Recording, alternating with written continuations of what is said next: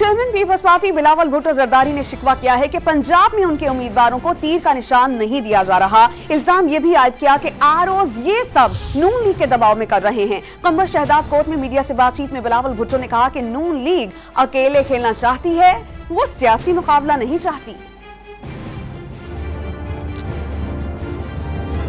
नून league सियासत नहीं करना चाहती, मुस्लिम लीग सियासी मुकाबला नहीं करना। मुस्लिम लीग अपने मुखालिफिन को, अपने सियासी मुखालिफिन को पिच से आउट रखना चाहते हैं और अकेला खेलना चाहते हैं। मेरे 7 से ज्यादा पंजाब से ताल्लुक रखने वाले पाकिस्तान पीपल्स पार्टी के सूबाई असेंबली के उम्मीदवार को तीर का निशान से महरूम रखा गया है। उसको किसी को कैटल दिया गया है, किसी को क्या इंडिपेंडेंट निशान दिया गया है। और ये पूरा का पूरा काम जो आरोज है पंजाब में नून लीग के दबाव में आके इन्होंने ये फैसला लिया है। हम इलेक्शन कमीशन से भी रुजू कर रहे हैं, हम अदालत में भी जाएंगे। जो नून लीग के इरादे हैं, जो नून लीग का सियासत है, अब वो जमहूरी नहीं रहा।